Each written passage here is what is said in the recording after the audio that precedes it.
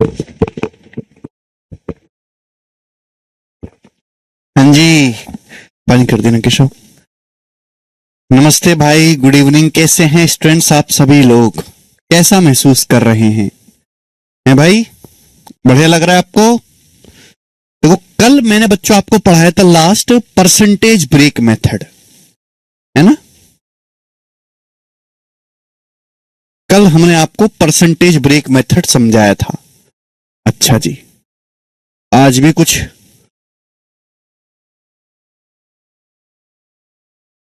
आज हम क्वेश्चंस करेंगे मेरे दोस्तों। एग्जाम बेस्ड सवाल अपन लोग करेंगे। देखिए बताएंगे। सवाल नंबर है आपके सामने 29। ये बताओ जी, 29 नंबर क्वेश्चन। बताइए इस सवाल का क्या आंसर है। सवाल नंबर है आपके सामने, ये मुझे बताइएगा 29। इस क्वेश्चन का क्या आंसर है? ठीक है, परसेंटेज ब्रेक मेथड के 2 क्वेश्चन और रह गए हैं, उनको और करते जल्दी से। बताओ, जल्दी जल्दी बताओ। करने की कोशिश करिए आपने। परसेंटेज ब्रेक मेथड के 5 सवाल थे, 3 सवाल मैंने करवा दिए हैं, 2 सवाल यहां पर और हैं। ये देखो, जैसे साल 2010 में एक लाइब्रेरी में 2 कैटेगरी में 11,500 किताबें थी, फिक्शन और नॉन फिक्शन। चलो, यानी कि साल 2010 में एक लाइब्रेरी में 2 टाइप की किताबें थी, फिक्शन यानी कि काल्पनिक और नॉन फिक्शन यानी कि मेरे दोस्तों बिल्कुल जमीनी किताब है मेरे प्यारे भाई। टोटल कितनी किताबें थी साल 2010 में? 11,500। 11500 11,500 किताबें थी साल 2010 में, 2 कैटेगरी में, फिक्शन नॉन फिक्शन। साल 2015 में लाइब्रेरी में इन 2 श्रेणियों में कुल 12,760 किताबें थी। अच्छा, साल 2015 में कितनी किताबें थी? 12,760 किताबें थी। इस अवधि के दौरान, यानी कि 2010 से लेके 2015 के बीच में, इस अवधि के दौरान फिक्शन कैटेगरी की जो बुक हैं वो 10% बढ़ी हैं। फिक्शन कैटेगरी की किताबें 10% बढ़ी हैं, जबकि नॉन फिक्शन कैटेगरी की जो किताबें हैं उनकी संख्या 12% बढ़ी है। कितनी बढ़ी है? 12% बढ़ी है।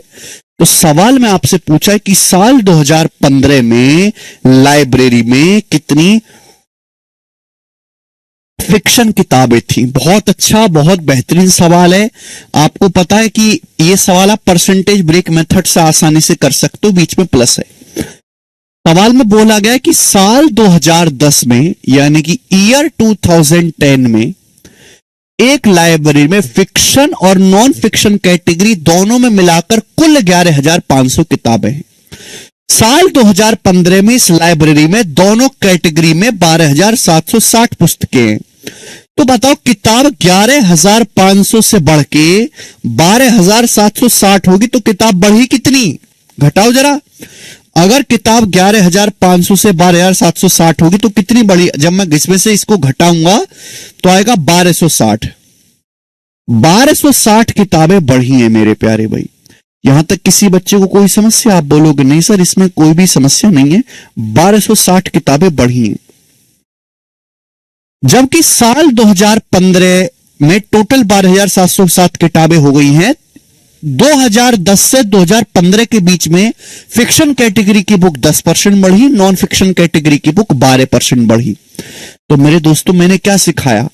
ये 10% है, 12। क्या 12 को भी ब्रेक करके ऐसे नहीं लिख सकते? 10% प्लस 2%।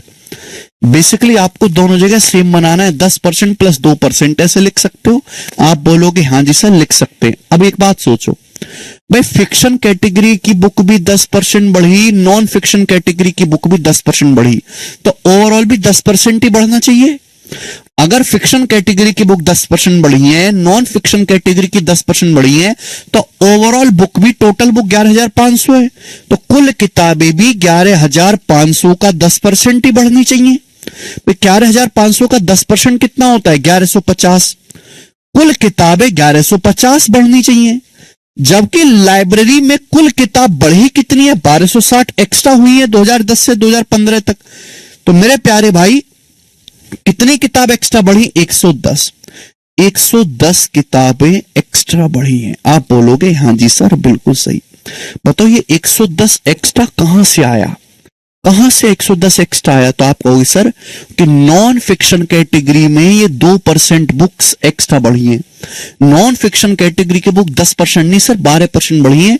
नॉन फिक्शन कैटेगरी में 2% बुक एक्स्ट्रा बढ़ी है। तो नॉन फिक्शन कैटेगरी बुक्स का 2% ही 110 है। 2% 110 है, तो 1% कितना है मेरे दोस्तों? 55। अगर 1% की वैल्यू 55 है तो 100% की वैल्यू कितनी है? 5500। यानी कि मैं ये कह सकता हूं 100% की वैल्यू निकाली मैंने, इनिशियल वैल्यू निकाली है। यानी कि नॉन फिक्शन कैटेगरी में साल 2010 में 5500 किताबें थी, 5500। जबकि सवाल में पूछा है कि साल 2015 में लाइब्रेरी में कितनी फिक्शन किताबें थी। भाई टोटल 11500 होना चाहिए। अगर नॉन फिक्शन 5500 है तो ये कितनी रही होंगी? 11500 में से 5500 घटाएंगे 6000, तो फिक्शन कैटेगरी की 6000 बुक्स रही होंगी, 6000। लेकिन 6000 आंसर नहीं है बेटे, 6000 इस सवाल का आंसर नहीं है, 6000 गलत है। भाई 6000 तो ओरिजिनल किताबें आई हैं साल 2010 में। समझ में आया? साल 2010 में ओरिजिनल बुक्स आई हैं, ओरिजिनल, कि साल 2010 में फिक्शन कैटेगरी में 6000 बुक थी। लेकिन आपसे पूछा है साल 2015 में कितनी है, तो आपको नहीं पता कि 2010 से 2015 तक जब हम आए हैं तो फिक्शन कैटेगरी की किताबें 10% बढ़ गई। 2015 में किताबों की जो संख्या है फिक्शन कैटेगरी की वो 2010 से 10% बढ़ गई। 6000 का 10% 600 होता है, 6000 में 600 और जोड़ेंगे तो 6600। तो साल 2015 में मेरे दोस्तों आपको समझ जाना चाहिए था कि फिक्शन कैटेगरी में 6600 बुक्स हैं। तो इस सवाल का आंसर 6600 है, ना कि 6000। ये 6000 तो ओरिजिनल आई है साल 2010 में, पूछा है 2015 में। तो 2010 से 2015 तक फिक्शन कैटेगरी की बुक 10% बढ़ गई हैं। तो 6000 को 10% बढ़ाओगे तो कितना आ जाएगा? 6600 आ जाएगा। तो साल 2015 में फिक्शन कैटेगरी की लाइब्रेरी में 6600 किताबें हैं। बहुत अच्छा सवाल है मेरे प्यार भाई, ये बहुत बेहतरीन तरीका है, कम से कम कैलकुलेशन में आप सवाल कर सकते हो। ठीक है बच्चे, चलिए नेक्स्ट।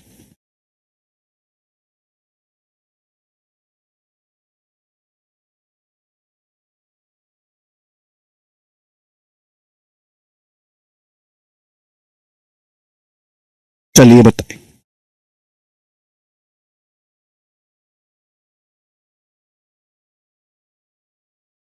सवाल नंबर है स्टूडेंट आपके सामने यहां पर 30 नंबर क्वेश्चन करके बताओ मेरे दोस्तों।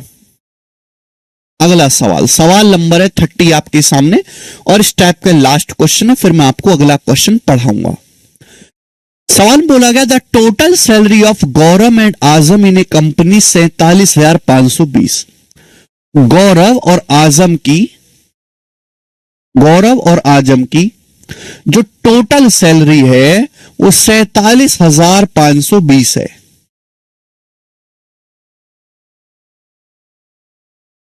सवाल में बोला गया कि गौरव और आजम की जो कुल मिला के टोटल सैलरी है वो 47,520 है। आगे क्या बोला गया? अगर गौरव की सैलरी 23% बढ़ जाती है, गौरव की सैलरी 23% बढ़ जाती है, आजम की सैलरी 30% बढ़ जाती है, आजम की सैलरी 30% बढ़ जाती है, आजम की सैलरी, तो उनकी कुल सैलरी बढ़कर 59,928 रुपए हो जाएगी। उनकी कुल सैलरी बढ़कर 59,928 रुपए हो जाएगी। तो पूछा उनकी सैलरी में डिफरेंस ज्ञात कीजिए। एक बात बताओ, गौरव और आजम की टोटल सैलरी कितनी है? 47,520 रुपए। गौरव की सैलरी 23% बढ़ी, आजम की सैलरी 30% बढ़ी और दोनों की सैलरी बढ़कर होगी 59,928। तो आप मुझे बताओ दोनों की टोटल सैलरी कितना बढ़ी? अगर सैलरी 47,520 से 59,928 रुपए हो गई है तो सैलरी बढ़ी कितनी है? घटाइए जरा भाई। 59,928 में से 47,520 घटाओ, क्या आएगा घटाने पर? 9 में से भैया 5 गया 4 और 28 में से 20 गया 8 और 59 में से 47 घटाएंगे 12। तो यानी कि सैलरी जो वो टोटल 12,408 रुपए बढ़ी है। सैलरी बढ़ी कितने टोटल 12,408। आपसे पूछा है सैलरी का डिफरेंस।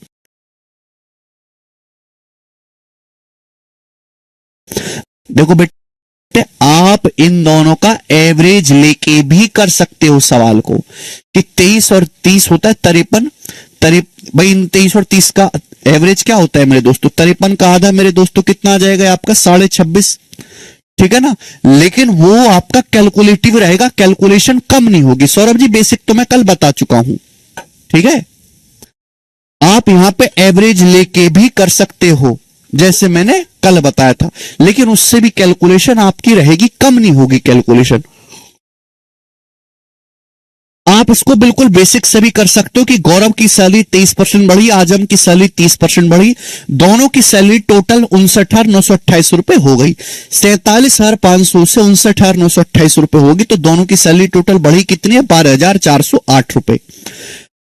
अब तरीका लगाएंगे परसेंटेज ब्रेक मेथड। दो रास्ते हैं, या तो 30 को आप लिख दो, एक तो रास्ता कि आप 30 को 23 + 7% लिख दो, ये रास्ता हो गया। लेकिन अगर आप 47,520 का 23% निकालोगे कितना मुश्किल हो जाएगा, कैलकुलेशन बढ़ जाएगी कि नहीं? बेटा पहले ये भी देख लिया करो कि कैलकुलेशन ज्यादा तो नहीं हो रही। हमारा मकसद केवल सवाल थोड़ा ना सॉल्व करना है, हमारा मकसद तो कैलकुलेशन कम करना है, कम कैलकुलेशन करके सॉल्व करना है। भाई साहब 23% को मैं ऐसे भी तो लिख सकता हूं, ये 23% को मैं ऐसे भी तो लिख सकता हूं 30% - 7%। 23% को मैं ऐसे भी तो लिख सकता हूं 30% - 7%। बोल लिख सकता हूं कि नहीं? 23 को आप बोलोगे हां सर लिख सकते हैं। आप बताओ, गौरव की सैलरी 30% बढ़ी, आजम की सैलरी भी 30% बढ़ी, तो दोनों की टोटल सैलरी भी 30% बढ़नी चाहिए। देखो दो आदमी हैं, दो भाई हैं, गौरव की सैलरी 30% बढ़ेगी, आजम की सैलरी भी 30% बढ़ेगी, तो दोनों भाइयों की टोटल सैलरी भी 30% बढ़नी चाहिए। आप बोलोगे हां जी सर बिल्कुल सही, यानी कि टोटल सैलरी भी 47,520 रुपए का, टोटल सैलरी भी 47,520 रुपए का 30% ही बढ़ना चाहिए। 47,520 रुपए का 30% होता कितना? आसानी से निकल जाएगा, कैलकुलेशन कम रहेगी। ऐसे हम कैलकुलेशन कम करने के लिए जो भी करना पड़ेगा वो करेंगे, जो भी करना पड़ेगा। हमारा मकसद कैलकुलेशन कम करना है, साम दाम दंड भेद कुछ भी करें। 3 दूनी 6, 3 पंजे 15 का 5, हासिल 1, 3 सत्ते 21, 1 22 का 2, हासिल 2, 3 चौक 12 तो 14, 14,256। भाई अगर गौरव की सैलरी 30% बढ़ी, आजम की सैलरी भी 30% बढ़ी, तो ओवरऑल दोनों की सैलरी कुल मिलाकर भी 47,520 का 30% ही बढ़नी चाहिए। यानी कि 47,520 का 30% कितना होता है? 14,256। दोनों की सैलरी 14,256 बढ़नी चाहिए, लेकिन सवाल के अनुसार सैलरी बढ़ी कितनी है? 12,408 रुपए बढ़ी है। सैलरी बढ़नी चाहिए 14,256। आप बोलोगे हां जी सर बिल्कुल सही, लेकिन सैलरी बढ़ी कितनी है? 12,408 रुपए। तो कितनी सैलरी कम बढ़ी है जल्दी से बताओ? 48, 12 में 4 गया 8। कितनी सैलरी कम बढ़ी है? 1448 रुपए सैलरी कम बढ़ी है। ठीक है, गड़बड़ है क्या? 3 दूनी 6, 3 पंजे 15, 5 हासिल 1, 3 सत्ते 21, 1 22 का 2, हासिल 2, 3 चौक 12 तो 14। ठीक है भाई, ये कितना आएगा भाई? 16 में 60 गया 8, 4, 12 में से 4 गया 8, 1848 आएगा ये, 1848। कितनी सैलरी कम बढ़ी? 1848 रुपए सैलरी कम बढ़ी। आप बोलोगे हां जी सर 1848 रुपए सैलरी। भाई सैलरी बढ़नी चाहिए दोनों की 14,256, लेकिन एक्चुअल में सैलरी बढ़ी कितनी है? 12,408 रुपए। तो सैलरी कितने रुपए कम बढ़ी? 1848 रुपए घटाया 1848 रुपए सैलरी कम बढ़ी। ये कम क्यों बढ़ी है? तो आप कहोगे सर क्योंकि गौरव की सैलरी 30% ना बढ़ के 23% ही बढ़ी है, गौरव की सैलरी 7% कम बढ़ी है इसकी वजह से। यानी कि गौरव की सैलरी का 7% ही 1848 रुपए के बराबर है। गौरव की सैलरी का 7% ही 1848 रुपए के बराबर है। तो गौरव की सैलरी का 1% कितना है, जल्दी से जवाब देंगे तो आप कहोगे सर 7 दूनी 14 है, 4 4 7 6 42 7 चौक 28, 1% के लिए 264। 100% कितना है, 100 से गुणा कर देंगे 26,400, यानी कि गौरव की जो सैलरी है वो 26,400 रुपए है।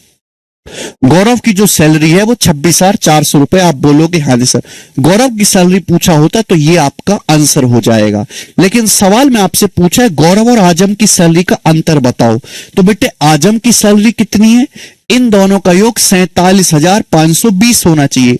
47,520 में से 26,400 घटा दो तो कितना आ जाएगा, 120 है भाई, और 47 में से 26 गया मेरे दोस्तों तो 21,120। ये गौरव की सैलरी है, आजम की सैलरी है, आपसे इनका डिफरेंस पूछा है। मैं जब भी इनका डिफरेंस लूंगा मेरे प्यारे भाई तो कितना आ जाएगा, 26,400 में से 2120 घटाएंगे तो एंड में 80 आएगा। 80 एक ही ऑप्शन में, ये सवाल का आंसर है पहला ऑप्शन, 5280 रुपए 80 आएगा मेरे प्यारे भाई। ठीक है, 3 में से 1 गया 2 और ये 26 में से 21 गया 5, 5280 रुपए। इस सवाल का एकदम ठीक आंसर है ऑप्शन नंबर ए। बहुत बेहतरीन सवाल है। कल का लेक्चर देखो पहले तो ही समझ पाओगे, ठीक है ना। कल मैंने ऑलरेडी 3 सवाल कराए हैं।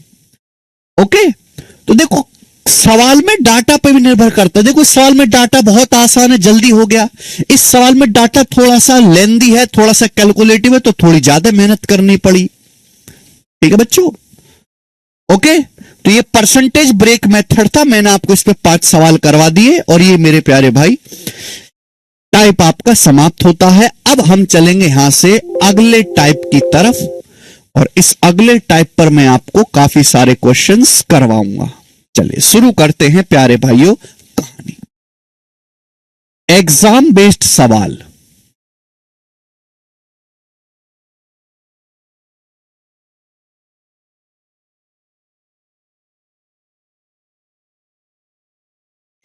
एग्जाम बेस्ड सवाल,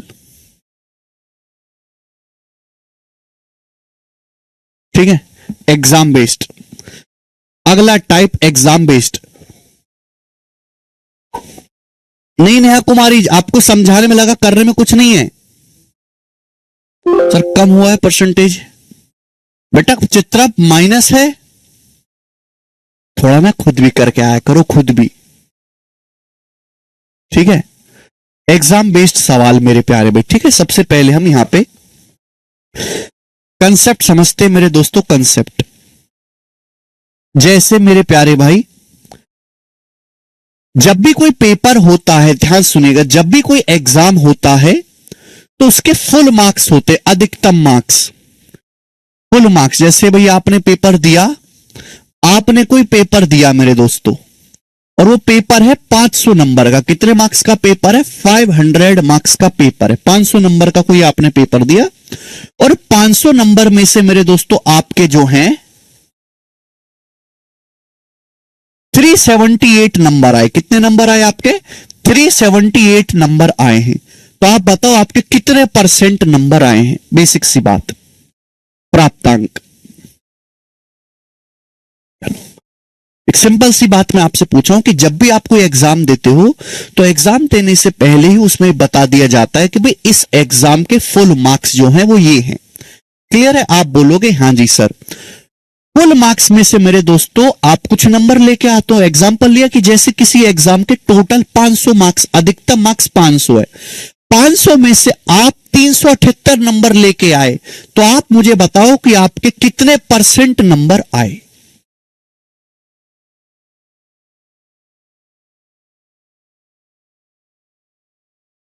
तो एग्जाम बेस्ड को एक्स मान के समझाना, पहले कोई एक्स नहीं मानता बेटा आकाश। एक्स को आग लगा दो, आग, आग लगा दो एक्स को। एक्स नाम की कोई चीज नहीं होती समझाने समझने में, एक्स का तेल लेने। हम परसेंटेज रेशियो पढ़ रहे हैं तो हर चीज को परसेंटेज रेशियो से समझने की आदत डालो। एक्स नाम का कुछ नहीं होता। एक्स कहां से आ गया, मर गया एक्स, गला घोट दिया मैंने उसका, ठीक है, सुन लिया तूने। एक्स पहन के एक्स के पीछे पढ़ते रहो जिंदगी भर, कभी वाई पे मत जाना तुम। है एक्स ने तो काटा ही तुम्हारा जिंदगी में, सवालों में भी कटवाओ अपना।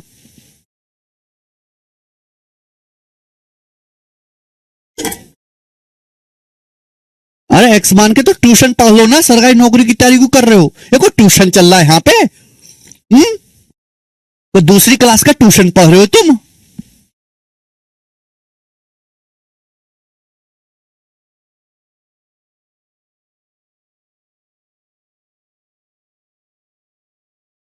देखो दोस्त, जब भी कोई पेपर होता है मेरे प्यारे भाई, तो उसमें पहले से ही बता दिया जाता है कि इस मार्क्स जो है, इस एग्जाम के फुल मार्क्स ये हैं 500। 500 में से एग्जाम्पल लिया, सपोज आपके 378 नंबर आए, तो कितने परसेंट नंबर आए कैसे निकालेंगे भाई? टोटल जो एग्जाम है उस एग्जाम के फुल मार्क्स कितने, अधिकतम मार्क्स कितने, 500, वो लिखेंगे हम नीचे। आपके नंबर कितना है 500 में से 378, परसेंटेज में आपके कितने मार्क्स आए मेरे प्यारे भाई, इंटू 100%। परसेंटेज में निकालना है तो 100 से गुणा करेंगे, परसेंटेज का साइन कट जाएगा मेरे प्यारे भाई। 5 से इसको भाग देंगे तो 5 सत्ते 35, बचेगा 2, 5 पच्चे 25, 3 बचेगा 5 6 30, 75.6%, यानी कि आपके 75.6% नंबर आए, डिसेंट मार्क्स आपके आए हैं। क्लियर है? आप बोलोगे हाँ जी सर बिल्कुल सही। ओके, किसी बच्चे को कोई परेशानी? इसका मतलब देखो, जो मैक्सिमम मार्क्स होते हैं मेरे प्यारे भाई वो हमेशा 100% होते हैं। मैक्सिमम मार्क्स जो होता है मेरे प्यारे भाई वो हमेशा 100% होता है। मैं पहले बता चुका हूं कि जो भी हमारा बेस होता है जिससे हम तुलना करते हैं वो हमेशा 100% की वैल्यू होती है, 100% की वैल्यू। क्लियर है? यानी कि टोटल जो मैक्सिमम मार्क्स हैं एग्जाम के 500 हैं, तो 500 जो है वो 100% के बराबर है। तो बस आपको ये निकालना था कि 378 कितने परसेंट के बराबर है। अगर 500 मार्क्स 100% के बराबर है तो 378 कितने परसेंट के बराबर है, और आपने अभी निकाल लिया 75.6% के बराबर है, 75.6% के बराबर है। आप बोलोगे हाँ जी सर बिल्कुल सही, बात एकदम क्लियर है, कोई भी इसमें परेशानी नहीं है। चलिए ओके, आगे चलते। अब मैं आपसे मेरे दोस्तों यहां पर 2 केस दिखाऊंगा, मैं आपसे यहां पे 2 केस पूछूंगा। ये बॉर्डर लाइन है बेटा, ये बॉर्डर लाइन, ये बॉर्डर लाइन है, ये बॉर्डर लाइन है मतलब पासिंग मार्क्स। ये बॉर्डर लाइन है बच्चों पासिंग मार्क्स, ठीक है? ये बॉर्डर लाइन है पासिंग मार्क्स। भाई हर एग्जाम में पासिंग मार्क्स होते हैं। अगर आप पासिंग मार्क्स से ज्यादा नंबर लाओगे तो आप पास हो गए, अगर आप पासिंग मार्क्स से कम नंबर लाओगे तो आप क्या हो गए, फेल हो गए। जैसे हमारे बोर्ड के एग्जाम में पासिंग मार्क्स कितना होता है, 33%। 33% से ज्यादा नंबर लाओगे तो पास हो गए, और 33% से कम नंबर लाओगे तो आप फेल हो जाओगे। तो पासिंग मार्क्स कितना है मेरे दोस्तों, एक पासिंग मार्क्स से बॉर्डर लाइन, इसको मैं कहता हूं बॉर्डर लाइन। ठीक है बच्चे, आप बोलोगे हाँ जी सर। अब 2 बालक है मेरे प्यार में, 2 बालक है। एक बच्चे के पासिंग मार्क्स से, एक स्टूडेंट के पासिंग मार्क्स से 70 नंबर ज्यादा आए। एक स्टूडेंट के पासिंग मार्क्स से 70 नंबर ज्यादा आए। कितने नंबर ज्यादा आए, 70 नंबर ज्यादा आए। 2 बालक है, एग्जाम्पल समझिएगा। ये बॉर्डर लाइन है, border line passing marks. Border line से जो स्टूडेंट ज्यादा लाएगा वो स्टूडेंट पास होगा, जो बॉर्डर लाइन से कम लाएगा वो फेल होगा। तो एक बालक है जिसके बॉर्डर लाइन यानी कि पासिंग मार्क्स से 70 नंबर ज्यादा आए। एक दूसरा बच्चा है जिसके बॉर्डर लाइन यानी कि पासिंग मार्क्स से 30 नंबर कम आए। एक दूसरा बच्चा है जिसके बॉर्डर लाइन से यानी कि पासिंग मार्क्स से जो पास होने के लिए अंक चाहिए थे उससे 30 नंबर कम आए हैं। क्लियर है? आप बोलोगे हाँ जी सर। बेटा मैं आपसे पूछूं कि बताओ इस बालक के कितने नंबर आए हैं, क्या आप बता सकते हो? नहीं बता सकते। केवल आपको यह पता है कि इस बच्चे के पासिंग मार्क्स से 70 नंबर ज्यादा है। मुझे पासिंग मार्क्स ही नहीं पता। मैं आपसे पूछूं कि बताओ इस बच्चे के कितने नंबर आए, आप कहोगे सर नहीं पता। बस ये जानकारी हमें पता है कि इस बच्चे के पासिंग मार्क्स से 30 नंबर कम आए हैं। मैं आपसे पूछूं क्या आप इन दोनों के मार्क्स का योग बता सकते हो? नहीं बता सकते। भाई इसके पासिंग मार्क्स से 70 नंबर ज्यादा आए हैं, इसके पासिंग मार्क्स से 30 नंबर कम आए हैं। ये नहीं पता कितने नंबर आए, अरे ये नहीं पता कितने नंबर आए हैं, बस ये पता है कि इसके पासिंग मार्क्स से 70 नंबर ज्यादा हैं, इसके पासिंग मार्क्स से 30 नंबर कम हैं। अगर मैं आपसे पूछूं कि इन दोनों बच्चों के मार्क्स में डिफरेंस कितना है, ये बताओ जल्दी से। इन दोनों बच्चों के मार्क्स में अंतर कितना है, जल्दी बताओ। ये आप बता सकते हो।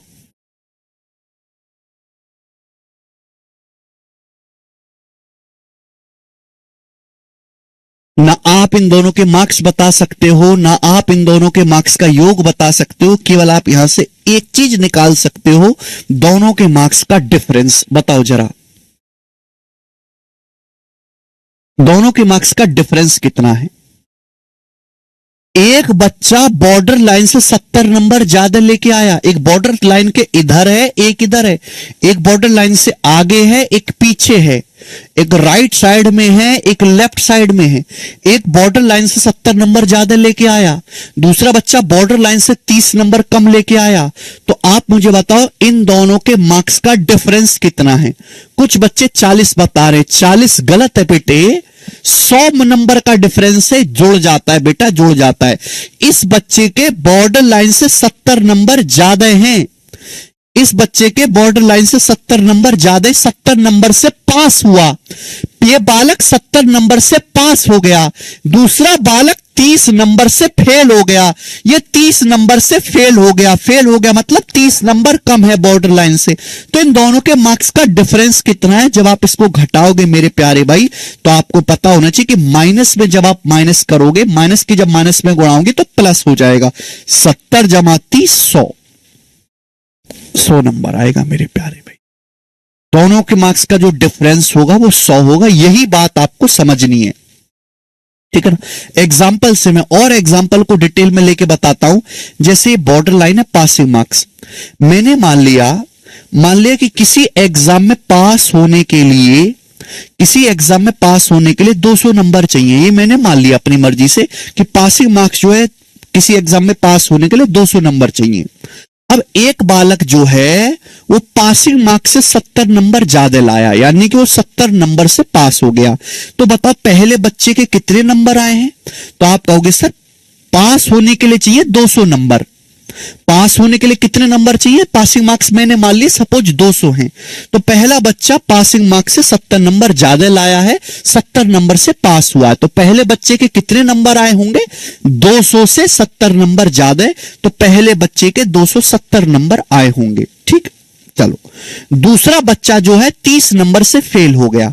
दूसरा बच्चा पासिंग मार्क्स से 30 नंबर कम लाया है। पासिंग मार्क्स है कितने, 200।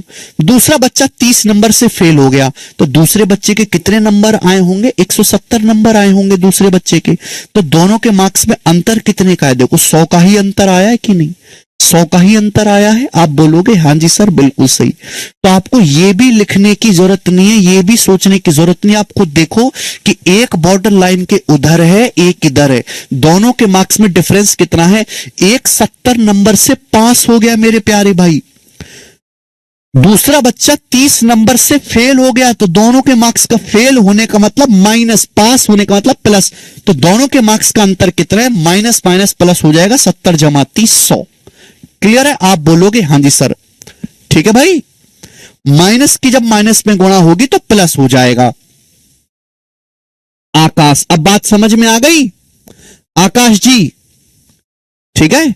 चलिए अब अगर मैं आपको दूसरा केस दिखाऊं, ध्यान सुनिएगा। दूसरा केस ये है बॉर्डर लाइन, ये है बॉर्डर लाइन पासिंग मार्क्स।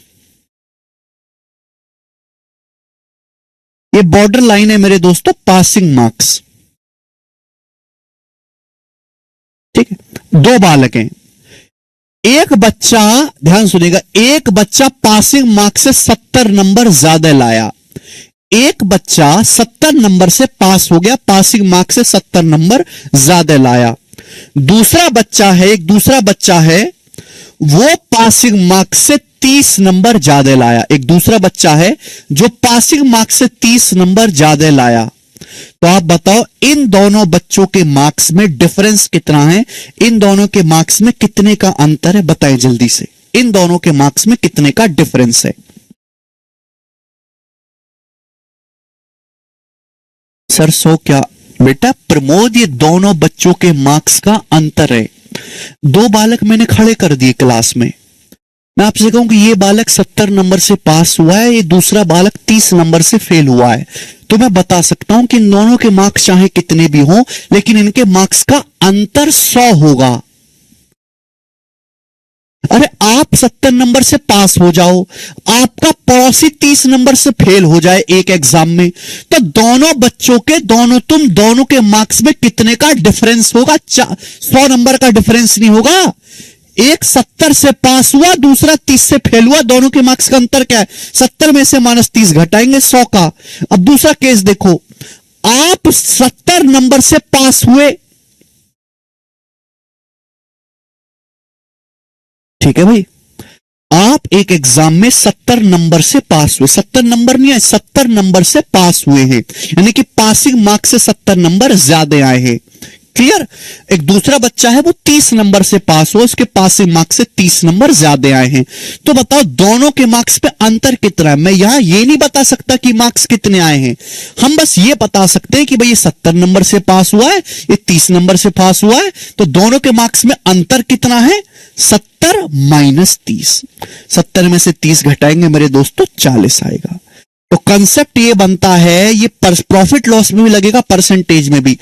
एक बॉर्डर लाइन के अगर इस तरफ है और इस तरफ है, बॉर्डर लाइन के राइट साइड में है, लेफ्ट साइड में, तो जुड़ जाता है, डिफरेंस जुड़ जाता है। अगर बॉर्डर लाइन के एक ही तरफ है तो घट जाता है। समझ में आ रहा है? आप बोलोगे हाँ जी सर बिल्कुल से। अगर अब भी ना समझ में आए तो किसी काम के बालक नहीं हो बेटा तुम, पर तुम पढ़ाई लिखाई छोड़ो, तुम्हारे इससे लाइन से कोई लेना देना नहीं है, कुछ और काम करो। अगर अब भी ना समझ पाए हो ना तुम,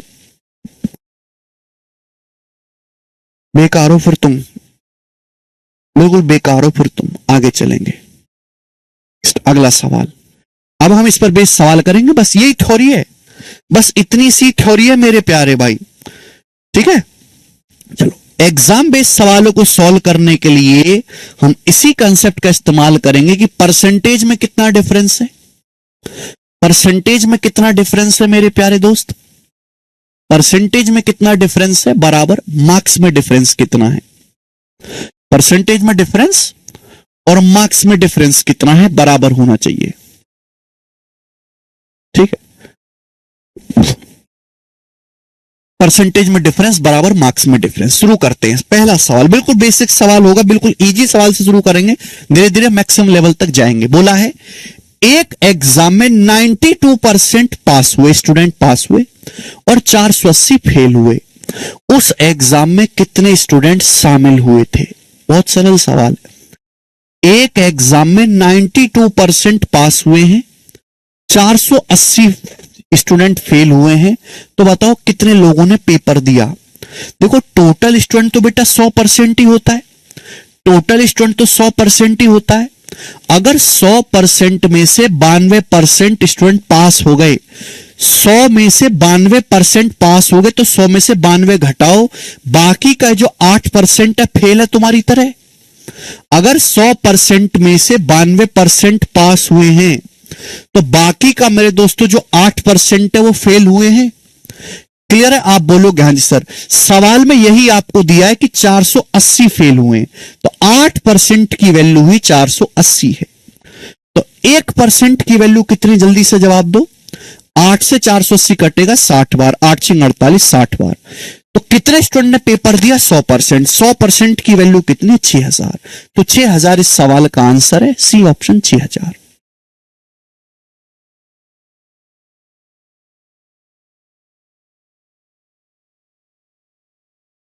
ठीक है, सी ऑप्शन इसका आंसर आ जाएगा। देखो सबसे बेसिक सवाल से शुरुआत करेंगे और धीरे धीरे लेवल बढ़ाते जाएंगे, ठीक है भाई। नेक्स्ट अगला क्वेश्चन। लेकिन तुम लोग ना पढ़ना ही बस यहां तक चाहते हो कि बस हमें यही सवाल करवा के खत्म कर दिया जाए। अरे इतना थोड़ना होता है, पेपर में ये सवाल तो आएगा ही आएगा, लेकिन इसके ऊपर हाई लेवल भी तो, वो भी तो आएगा, वो भी तो पढ़ना पड़ेगा। सवाल नंबर 32 करेंगे, जल्दी से बनाएं।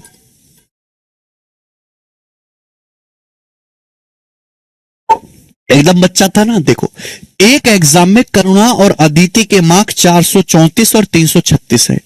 यदि करुणा के 62% नंबर आए हैं तो पूछा अदिति के अंकों का परसेंट ज्ञात करेंगे। देखो कितना प्यारा सवाल है। एक एग्जाम में करुणा के नंबर हैं 434 और अदिति के नंबर हैं बेटा 336। सवाल में कहा गया कि करुणा के 62% नंबर आए हैं, तो पूछे अदिति के कितने परसेंट आए, आपसे परसेंटेज पूछे, अदिति के अंकों का प्रतिशत ज्ञात करें। ये लाइन आपसे पूछिए, अदिति के अंकों का प्रतिशत ज्ञात करें। बहुत बढ़िया सवाल, सवाल में कोई दम नहीं था, सोचो। देखिए करुणा के कितने नंबर आए बेटा, एक एग्जाम में करुणा के 434 नंबर आए हैं। करुणा के कितने नंबर आए, 434, जबकि सवाल के अनुसार करुणा के 32 कितने नंबर आए परसेंटेज में, 62%। करुणा के 434 नंबर आए हैं, जबकि क्वेश्चन के अकॉर्डिंग करुणा के नंबर आए हैं 62%। तो 434 नंबर 62% के बराबर हैं। बच्चे क्या करते हैं, पहले यहां से टोटल मार्क्स निकालते हैं, डबल डबल मेहनत करते हैं, जरूरत क्या है। करुणा के 434 नंबर आए हैं, जबकि परसेंटेज में कितने नंबर आए, 62%। तो 434 नंबर 62% के बराबर है। तो आप मुझे बताओ एक नंबर कितने परसेंट के बराबर है, एक मार्क्स कितने परसेंट के बराबर है बटे 434। एक मार्क्स कितने परसेंट के बराबर है बटे 434। आप बोलोगे हाँ जी सर। बोला अदिति के कितने नंबर आए, अदिति के कितने परसेंट नंबर आए, अदिति के नंबर आए 336। तो 336 नंबर कितने परसेंट के बराबर हैं। अगर एक नंबर की वैल्यू इतने परसेंट है तो 336 नंबर की वैल्यू कितना परसेंट है, मल्टीप्लाई बाई 336। 336 नंबर की वैल्यू कितना परसेंट है, 336 से गुणा कर देंगे। बात आई समझ में, आप बोलोगे हाँ जी सर। सवाल में आपसे परसेंटेज पूछा गया तो डायरेक्ट परसेंटेज ना निकालो। ये सवाल केवल इतना सा था कि करुणा के 434 की वैल्यू 62% के बराबर है, तो 336 की वैल्यू, अदिति के 336 नंबर आए, 336 की वैल्यू कितने प्रतिशत के बराबर है। एक एक नियम लगाया हमने, यूनिटरी मेथड। हमें केवल यहां से बच्चों कैलकुलेशन करनी है। अब बताओ मेरे प्यारे भाई, बताइए। देखो 62 में छुपा होता है 31, 31 से तो कटेगा ही कटेगा, 31 दूनी 62 और 31 से कम 31 बच गया 12, 31 चौका 124, 14 है, ठीक है ना। अब 14 से चला गया, देखो 14 से चला गया, 14 दूनी 28 और 5, 14 चौका 56 और 24 की 2 में गुणा हो जाएगी 48%। 24 की 2 में गुणा करेंगे 48%। तो यहां पर अदिति के 48% नंबर आए हैं, डी ऑप्शन आंसर 31 से कट रहा है।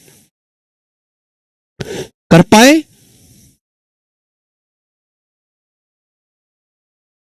सब बच्चे समझ पाए बड़ी आसानी से, ठीक है ना। एक एक सवाल ही करवा रहा हूं मैं, इस टाइप में एक एक सवाल ही करवा रहा हूं एक लैंग्वेज पे। कोई इतनी मुश्किल चीजें तो है नहीं कि आपको 10-10 करवाए जाएं, बहुत आसान सी बात है, कोई भी सीख सकता है। नेक्स्ट सवाल नंबर है 33, ये बताएं 33 नंबर। बताओ बच्चों, ये सवाल 2017 के मेंस के पेपर में आया था, सीजीएल में। आप ऐसा मत समझो कि आसान टाइप है एग्जाम बेस्ड तो ये केवल प्री में आता होगा, नहीं बच्चों, मेंस के पेपर में भी आता है। करो सवाल नंबर 33।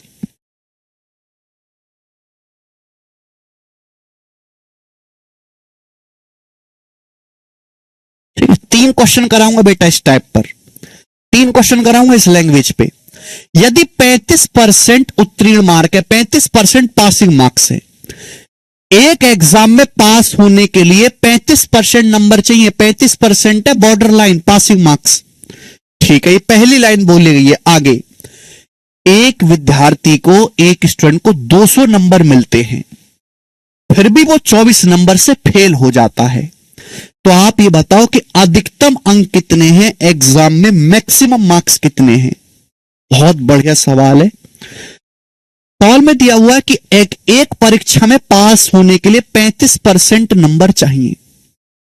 एक एग्जाम में पास होने के लिए कितने नंबर चाहिए, 35%। तो 35% पासिंग मार्क्स है बॉर्डर लाइन। आप बोलोगे जी बिल्कुल सी 35% पासिंग मार्क्स हैं, ठीक है। एक बालक बेचारा 200 नंबर लाता है, 200 नंबर लाने के बावजूद भी 24 नंबर से फेल हो गया, यानी कि 200 नंबर से 24 नंबर और ज्यादा लाता तब जाके वो पास होता। ये कहने का मतलब हुआ कि नहीं। अब खुद सोचो कॉमन सेंस कि एक बालक बेचारा 200 नंबर लाया, 200 नंबर लाके भी 24 नंबर से फेल हो गया, तो पास कब होता? जब 200 से 24 नंबर और ज्यादा लाता। यानी कि पास होने के लिए 224 नंबर चाहिए। पास होने के लिए कितने नंबर चाहिए? 224 नंबर चाहिए पास होने के लिए। ये बात क्लियर है? तो बेटा देखो, हमने बराबर नहीं कर दिया। पास होने के लिए परसेंटेज कितनी चाहिए? 35%। जबकि पास होने के लिए मार्क्स कितने चाहिए? 224। बराबर होना चाहिए। आप बोलोगे हाँ जी सर।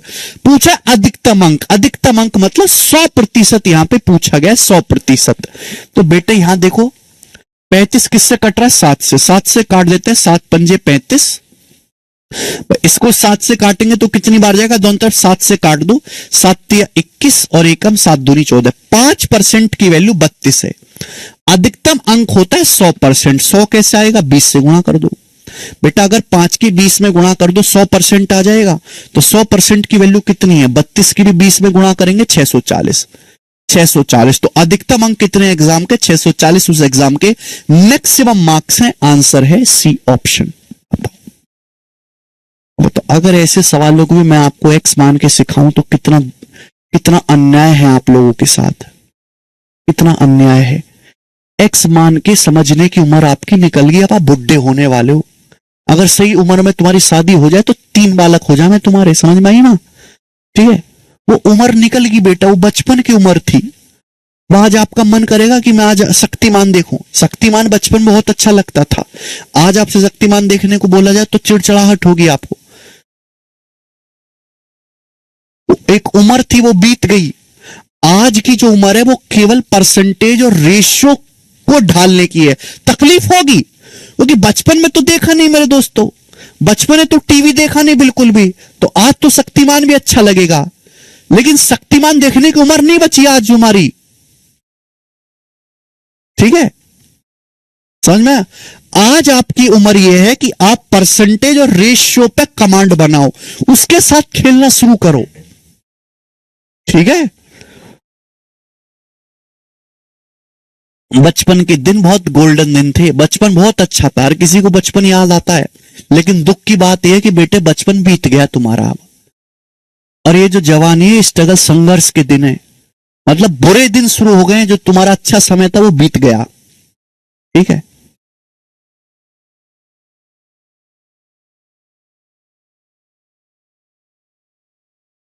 ओके,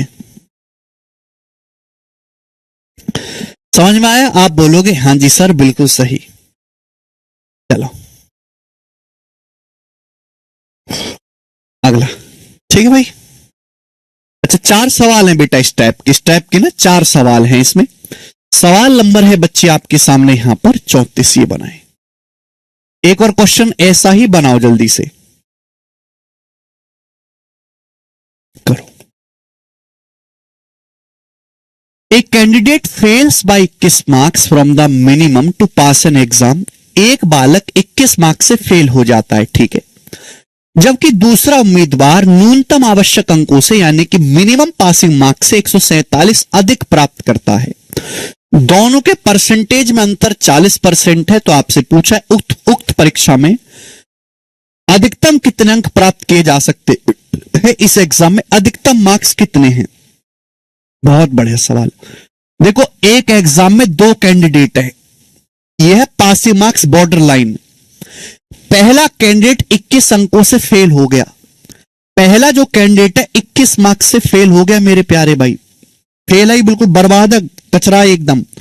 दूसरा बालक जो है वो मिनिमम आवश्यक अंकों से जो पास होने के लिए चाहिए, मिनिमम आवश्यक उत्तीर्ण अंकों से दूसरा जो है वो 147 नंबर ज्यादा लेके आया है। कितने? 147 नंबर ज्यादा लेके आया। सवाल में यह साफ साफ दिया गया है कि दोनों के परसेंटेज में डिफरेंस 40% का है। तो अधिकतम अंक कितने हैं? दोनों के मार्क्स में 40% का डिफरेंस है। तो आपसे पूछा है मैक्सिमम मार्क्स उस एग्जाम में अधिकतम कितने अंक आ सकते? एक बात बताओ, 2 बालक हैं। एक बालक मिनिमम पासिंग मार्क्स से 21 नंबर कम लाके फेल हो गया। दूसरे के मेरे दोस्तों मिनिमम स्कोर से जो पास होने के लिए चाहिए 147 नंबर ज्यादा आए। सवाल में आपको दोनों के परसेंटेज में डिफरेंस दे रखा है। दोनों की परसेंटेज में डिफरेंस आप मुझे बताओ दोनों के मार्क्स में कितना डिफरेंस है। इन दोनों के मार्क्स में कितना डिफरेंस है, एक बॉर्डर लाइन के राइट साइड में, एक लेफ्ट साइड में। 147 में से 147 में से अगर -21 को घटाया जाए तो जुड़ जाएगा 168।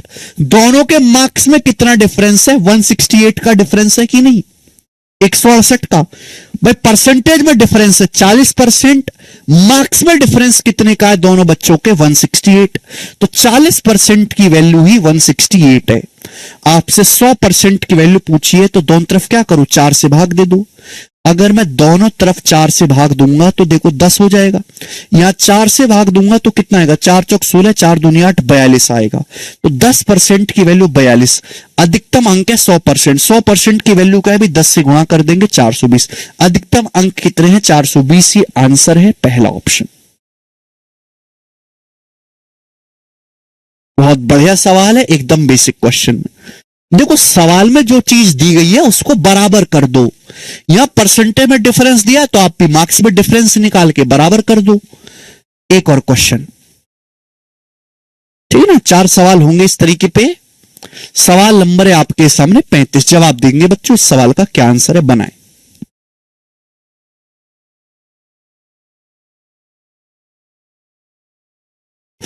बहुत बढ़िया और बहुत बेसिक सवाल है, बनाओ। In a test, minimum passing percentage for girls and boys is 35% and 40% respectively. ठीक है भाई। A boy scored 483 marks and failed by 117 marks. What is the minimum passing marks for girls? Girls के लिए minimum passing marks कितने हैं बताएं। बहुत बढ़िया। देखो एक एग्जाम हुआ, एग्जाम में बेटा भेदभाव हो रहा है, लड़का लड़की बराबर नहीं है। एग्जाम में चल रहा है भेदभाव खुलेआम। एक एग्जाम में लड़कियों और लड़कों के लिए न्यूनतम उत्तीर्ण अंक क्रमशः 35% और 40% है। ये कहा जा रहा है, यानी कि मेरे दोस्तों एग्जाम में लड़कियों को पास होने के लिए चाहिए 35% नंबर। लड़कियों को पास होने के लिए कितने नंबर चाहिए, एग्जाम में 35% नंबर चाहिए। जबकि लड़कों को पास होने के लिए, बॉयज को पास होने के लिए कितने नंबर चाहिए, 40%। लड़कों को पास होने के लिए 40% नंबर चाहिए, 40%। लड़कियों को 35% चाहिए, लड़कों को 40% चाहिए। अब आगे पढ़ो सवाल। एक लड़का 483 नंबर लाता है और 117 नंबर से फेल हो जाता है, तो आप बताओ लड़कियों के लिए मिनिमम पासिंग मार्क्स कितने हैं। लड़कों को पास होने के लिए 40% नंबर चाहिए। एक लड़का 483 नंबर लाया, फिर भी 117 नंबर से फेल हो गया, तो पास होने के लिए 483 से लड़के को 117 नंबर और चाहिए। 483 नंबर लाया एक लड़का, 117 मार्क्स से फेल हो गया, यानी कि लड़के को पास होने के लिए 483 से 117 नंबर ज्यादा चाहिए, यानी कि कितना हो गया, 600। तो लड़के को पास होने के लिए 600 नंबर चाहिए, यानी कि 40% की वैल्यू सवाल में 600 दे रखी है। सवाल में 40% की वैल्यू कितनी दे रखी है, 600। कितने गुना मेरे दोस्तों, 15 गुना। ये 15 चौका 60। तो लड़की को पास होने के लिए कितने नंबर चाहिए, 35%। तो 35% की वैल्यू भी 15 गुना होगी। 15 तिया 45, 450, और 15 की 5 में गुणा 75।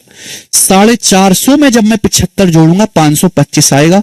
तो लड़कियों को पास होने के लिए केवल 525 नंबर ही चाहिए। सवाल का आंसर है बी ऑप्शन, एकदम करेक्ट है।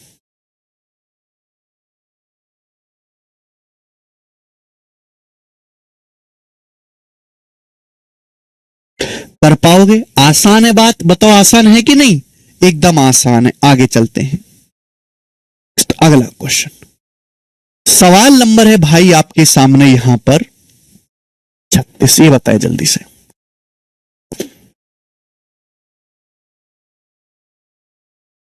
करो एक और सवाल, ये बताओ जल्दी से। नेक्स्ट क्वेश्चन बनाइए।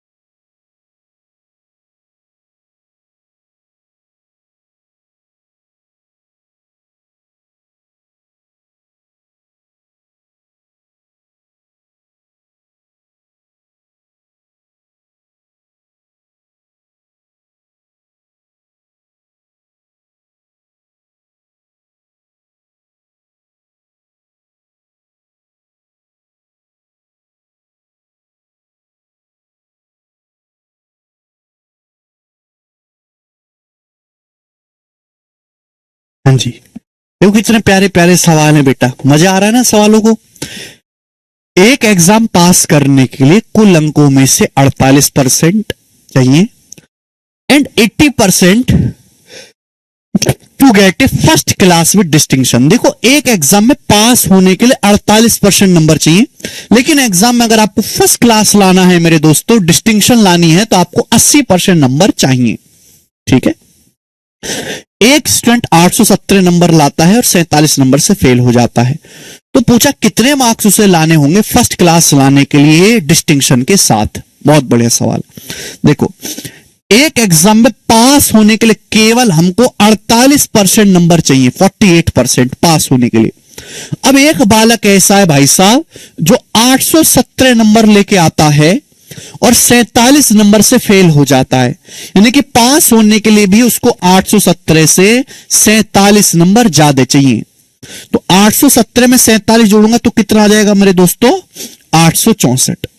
तो 48% की जो वैल्यू है वो 864 है। आप बोलोगे हाँ जी सर बिल्कुल सही, कोई भी प्रॉब्लम नहीं है।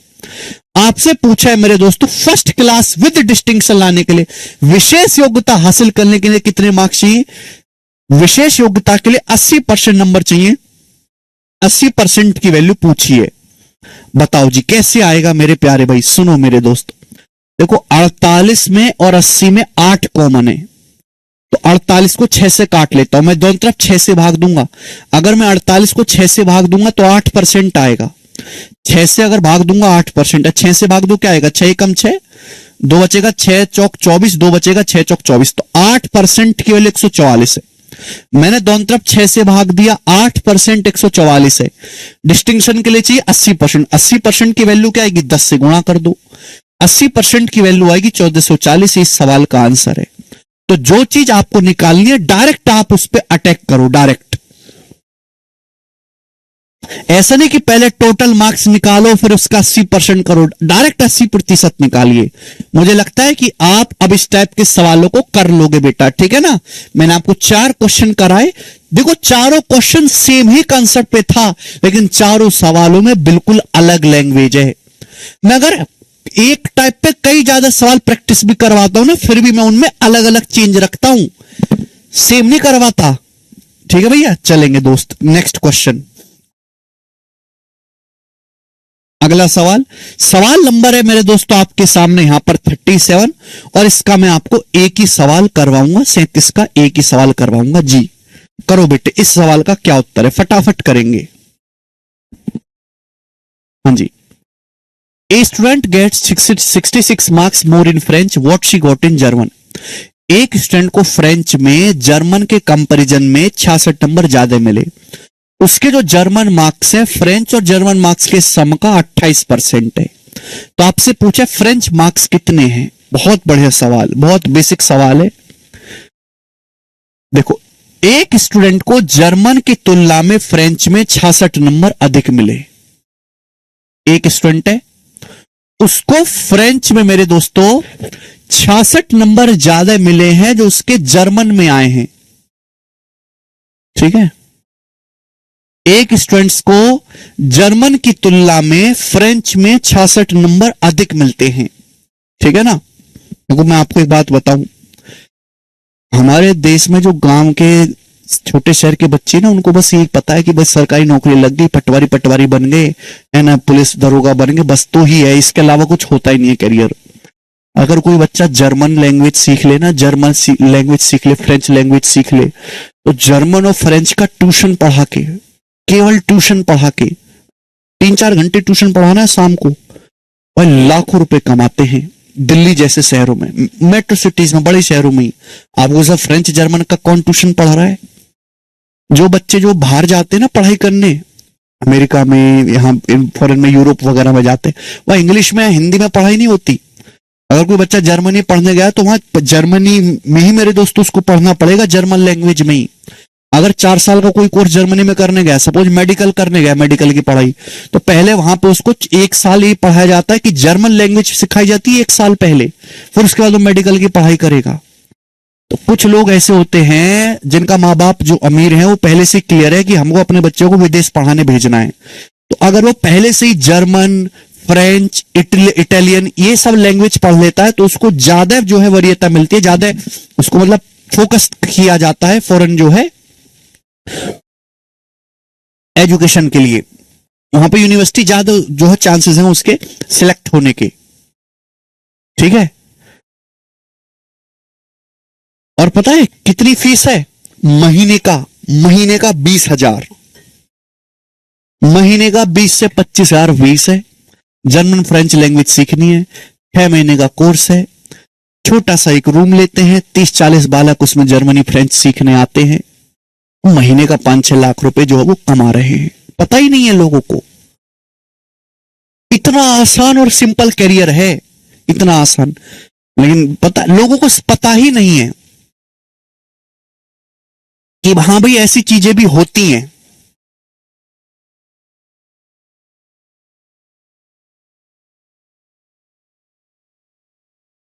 चलो ठीक है, जो देश जितना अमीर होगा उसमें सरकारी नौकरी की वैल्यू उतनी कम होती है। जैसे जितने भी बड़े देश हैं, अमेरिका है ना, ये जापान, ये बाहर के जो देश हैं, जर्मनी, इटली, फ्रांस वगैरह, जो स्विट्जरलैंड जो बहुत डेवलप है, उनमें जो सरकारी ऑफिसर हैं ये जो हैं इनको 10th ग्रेड की जॉब मानी जाती है, मतलब सबसे नीचे लेवल की जॉब। वहां पे जो साइंटिस्ट है मेरे दोस्त, है ना, जो साइंटिस्ट है वहां पे जो डॉक्टर हैं, जो इंजीनियर हैं, जो प्रोग्रामर हैं, जो कंपनी चला रहे हैं, जो स्टार्टअप कर रहे हैं, उनको इज्जत मिलती है। जो गरीब देश है ना, गरीब देश, जैसा भाई हमारा देश गरीब है, विकसित नहीं हुआ है, इसमें गवर्नमेंट जॉब की जो है ज्यादा वैल्यू है। जैसे जैसे हमारा देश अमीर होता जाएगा, पैसा आता जाएगा, 15-20 सालों में हमारा देश भी खूब अमीर हो जाएगा।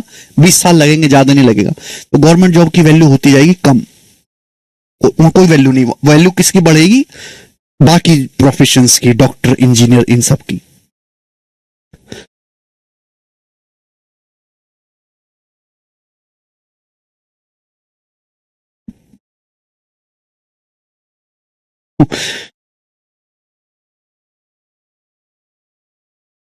चलो मैं आपको छोटी सी कुछ बातें बताई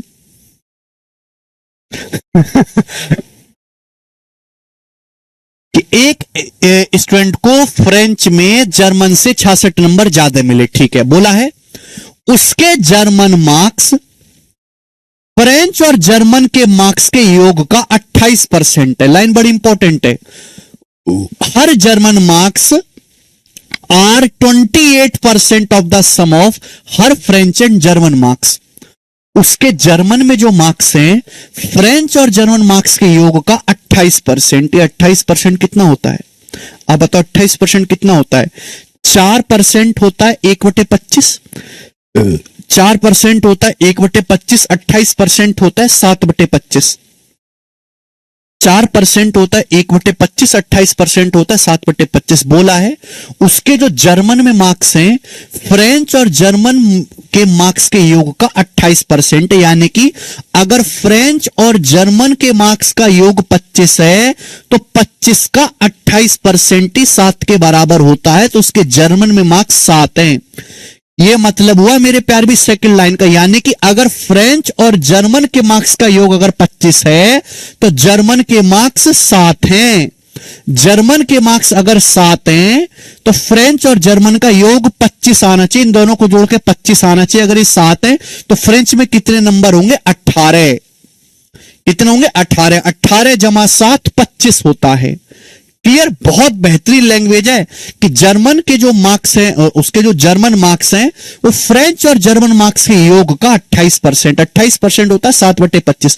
फ्रेंच और जर्मन मार्क्स के योग का ये बेस वैल्यू है कि फ्रेंच और जर्मन के मार्क्स अगर टोटल 25 है तो जर्मन में उसके 7 नंबर आए। दोनों को जोड़ के 25 होना चाहिए, तो 18 7 25 होता है। फ्रेंच में कितने मार्क्स हैं? 18। रेशियो आ गया। बोला गया उसके फ्रेंच के मार्क्स कितने? सवाल में फ्रेंच में मार्क्स पूछे, आप बताओ। फ्रेंच के मार्क्स है 18, जर्मन के मार्क्स है 7 यूनिट। तो आप मुझे बताओ फ्रेंच में जर्मन से कितने मार्क्स ज्यादा आए हैं? फ्रेंच के जो मार्क्स है जर्मन से कितना ज्यादा है? 11 मार्क्स ज्यादा है, 11 यूनिट ज्यादा है। सवाल के अनुसार फ्रेंच में जो मार्क्स है जर्मन से कितना ज्यादा है? 66। तो 11 केवल 66 है 6 गुना। कितने गुना मेरे दोस्तों? 6 टाइम, 6 गुना। तो पूछा फ्रेंच में मार्क्स बताओ, फ्रेंच के मार्क्स है 18, 18 की वैल्यू भी 6 गुना होगी, 18 6 का 108। तो फ्रेंच में जो उसके मार्क्स है वो 108 है। ए ऑप्शन यही सवाल का आंसर है, ए ऑप्शन 108। बिल्कुल बेसिक सवाल है। मुझे लगता है अब आप इस टाइप के सवाल को कर पाओगे। एक ही सवाल में करवाऊंगा ऐसा। आगे चलते हैं, ठीक है भाई। चलो मेरे दोस्तों, अगला टाइप, ठीक है बच्चे। इस टाइप पे मैं आपको 6 सवाल करवाऊंगा। अगला टाइप आपके सामने आएगा मेरे प्यारे दोस्तों। इस टाइप के मैं आपको 6 सवाल करवाऊंगा। और मेरे दोस्तों यही एग्जाम का सबसे ज्यादा पॉपुलर और सबसे ज्यादा पूछे जाने वाला सवाल है। यही एग्जाम का सबसे ज्यादा पॉपुलर और सबसे ज्यादा पूछे जाने वाला सवाल है। ठीक है बेटे, आप बोलोगे हाँ जी सर बिल्कुल सही करते हैं। बताओ, सवाल यह है कि गीता ने 30% अंक प्राप्त किए और 50 अंकों से फेल हो गई। गीता के 30% नंबर आए और 50 नंबर से फेल हो गई, जबकि 45% नंबर लाने वाले संदीप को एग्जाम पास करने के लिए आवश्यक न्यूनतम अंक से यानी कि मिनिमम पासिंग मार्क्स से संदीप को 25 नंबर ज्यादा मिले। 64% अंक प्राप्त करने वाले विमल को कितने अंक मिले हैं? देखो बच्चों, यह है बॉर्डर लाइन पासिंग मार्क्स। ये बॉर्डर लाइन है। जो बॉर्डर लाइन से ज्यादा नंबर लाएगा वो पास होगा, जो कम नंबर लाएगा वो फेल होगा। गीता के बिचारी के 30% नंबर आए गीता के, और 50 नंबर से फेल हो गई। गीता के 30% नंबर आए हैं और 50 नंबर से फेल हो गई। गीता के नंबर कितना है? 30%, और गीता 50 नंबर से फेल होगी। बॉर्डर लाइन से 50 नंबर कम है। एक दूसरा लड़का है संदीप। संदीप के 45% नंबर आए हैं। संदीप के कितने नंबर आए? 45%। और मिनिमम पासिंग मार्क्स से संदीप को 25 नंबर ज्यादा मिले। जितने नंबर पास होने के लिए चाहिए, परीक्षा उत्तीर्ण करने के लिए जो आवश्यक अंक है, संदीप को उससे 25 नंबर अधिक मिले। तो आपसे पूछा है विमल को कितने नंबर मिले हैं। देखो बच्चों, मैंने अभी समझाया, परसेंटेज में डिफरेंस यहां से केवल मैं ये पता लगा सकता हूं कि गीता और संदीप के मार्क्स में अंतर कितना है, और मैं कुछ नहीं बता सकता। तो आप ये देखो परसेंटेज में डिफरेंस कितना है और वैल्यू में डिफरेंस कितना है। एक बात का जवाब देंगे, गीता के 30% नंबर आए हैं और यहां पे संदीप के 45% नंबर आए हैं। 30 और 45 का डिफरेंस कितना है भाई? गीता के 30% नंबर आए हैं, संदीप के 45% नंबर आए हैं। तो परसेंटेज में कितना डिफरेंस है? 15% का डिफरेंस है दोनों की। परसेंट में कितना डिफरेंस है? 15% का। बोलो भाई, गीता के 30% नंबर आए हैं, अभी संदीप के 45% नंबर आए, दोनों की परसेंटेज में कितना डिफरेंस है? 15% का। गीता 50 नंबर से फेल हुई है, संदीप 25 नंबर से पास हुआ। एक बॉर्डर लाइन के राइट साइड में, लेफ्ट साइड में। तो दोनों के मार्क्स में कितना डिफरेंस है बताओ? 25 और -50 में कितना अंतर है? 75 का। 25 और 50 75। मार्क्स में कितना डिफरेंस है? 75 का।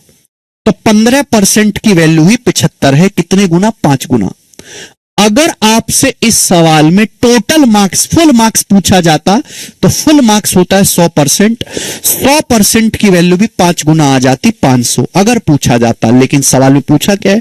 पूछा यह है कि विमल एक भाई साहब हैं जिसके 64% नंबर आए हैं, विमल के 64% नंबर आए हैं। तो आप बताओ कि विमल को कितने अंक मिले हैं? विमल के 64% नंबर आए हैं। 64% की वैल्यू भी 5 गुना होनी चाहिए। 64 का 5 गुना 320, यानी कि विमल को 320 नंबर मिले हैं।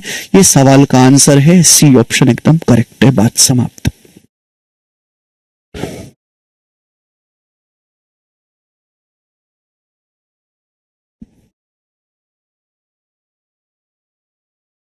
मुझे लगता है मेरे हर भाई को ये बात बहुत ही आसानी से समझ में आई है।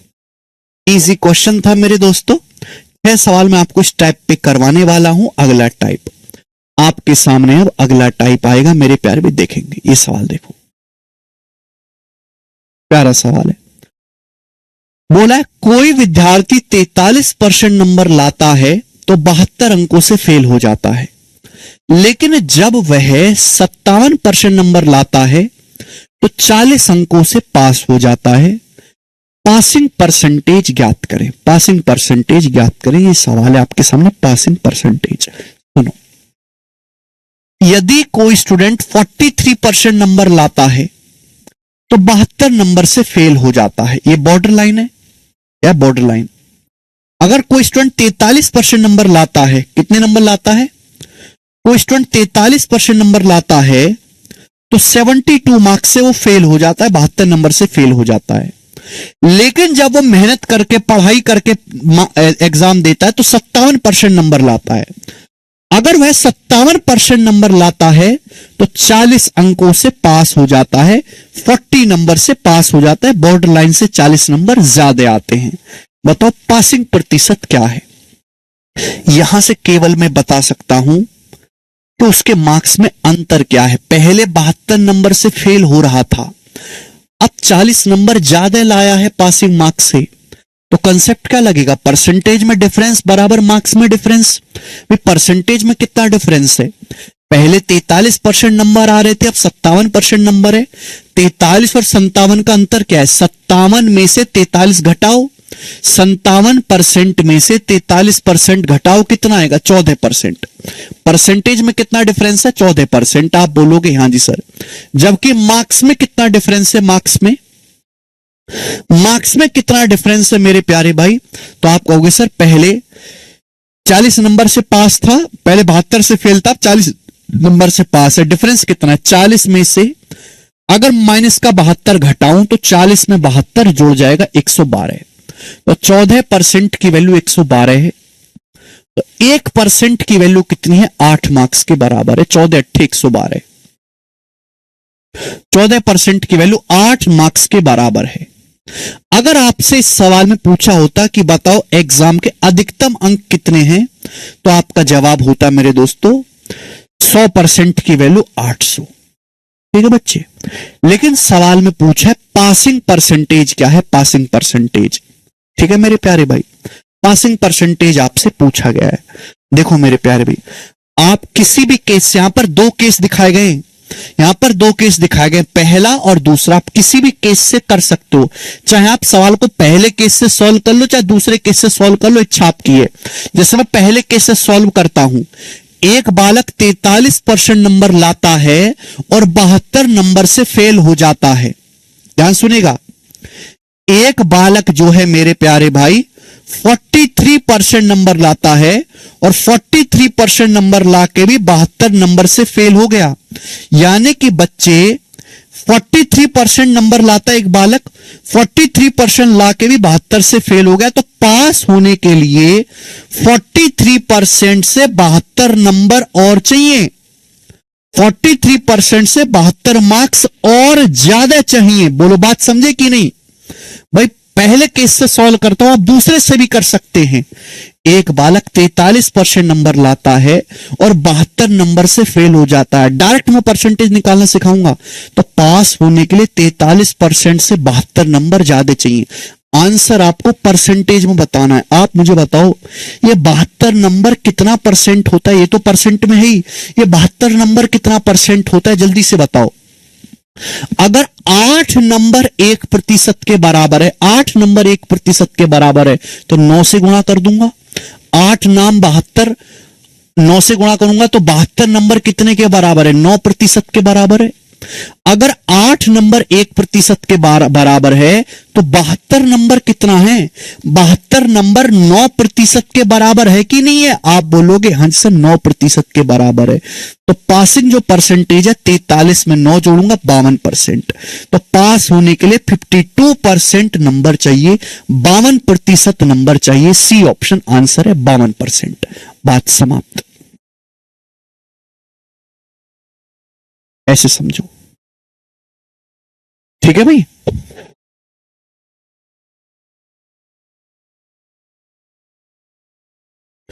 डायरेक्ट परसेंट, आपको ना मैक्सिमम मार्क्स निकालने की जरूरत, ना पासिंग मार्क्स निकालने की जरूरत। ठीक है मेरे प्यारे बच्चों, क्या आपको ये बात समझ में आई है? अच्छा, मैं आपसे एक बात और पूछता हूं।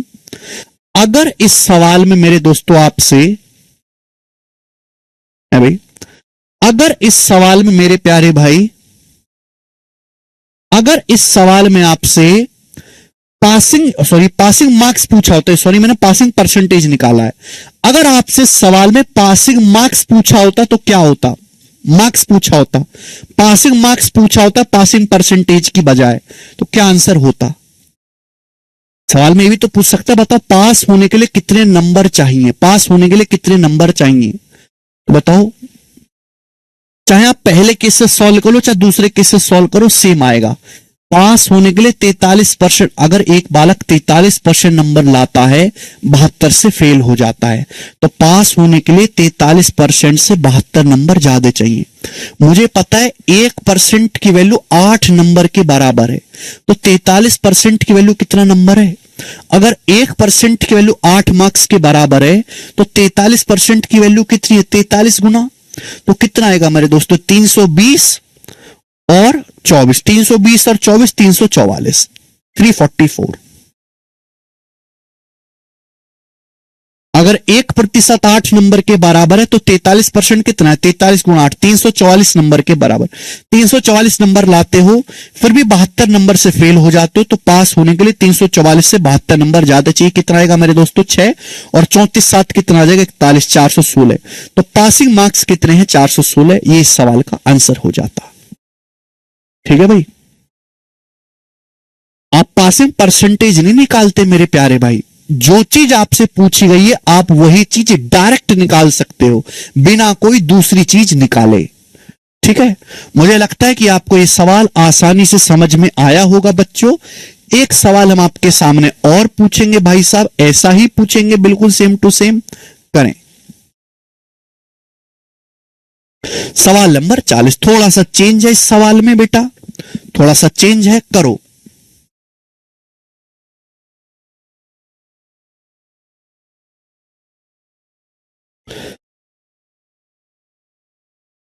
एक स्टूडेंट 28% नंबर लाता है, एक स्टूडेंट 28% नंबर लाता है और 58 नंबर से फेल हो जाता है।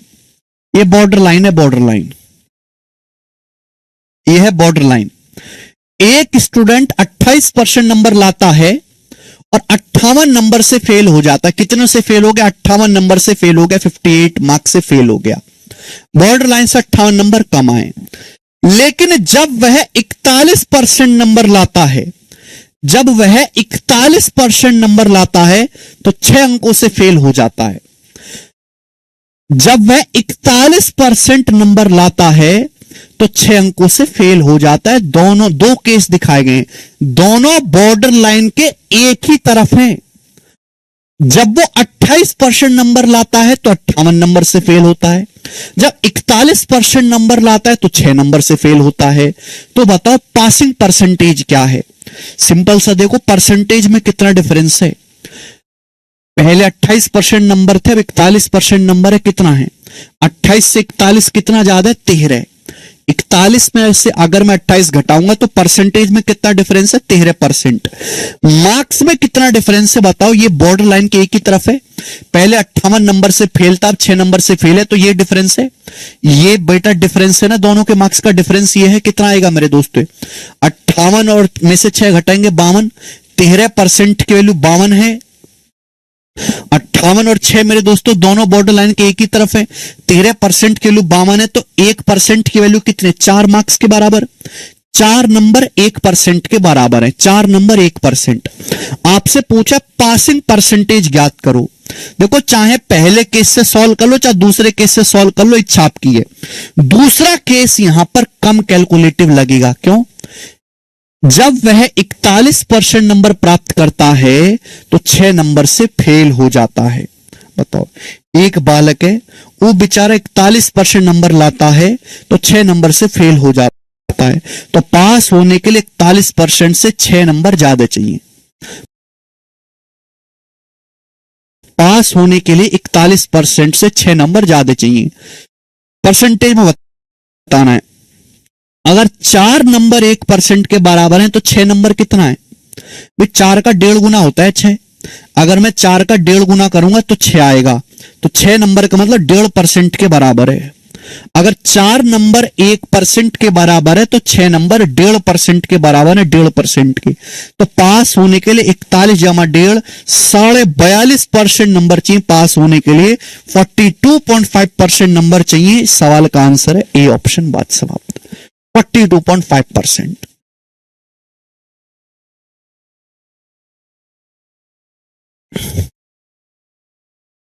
कितना बेसिक, देखो ये चीज मैं आपको बार बार समझाने के लिए कर रहा हूं, ये लिखने की आपको जरूरत नहीं होनी चाहिए। आगे चलेंगे बेटे।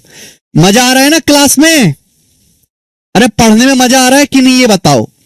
सवाल नंबर आपके सामने 41 ये करेंगे। एक और सवाल ऐसा ही बनाएं, एक और सवाल बनाओ बेटा ऐसा ही। 41वां सवाल देखो, करो एक और सवाल, बहुत बढ़िया सवाल है, जल्दी जल्दी करते हैं।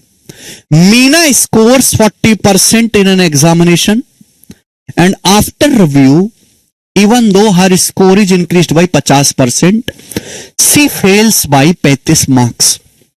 बहुत बढ़िया, पहली लाइन पढ़ो, जल्दी करेंगे बेटा, फास्ट फास्ट। मीना एक एग्जाम में 40% स्कोर करती है। मीना एक एग्जाम में 40% स्कोर करती है।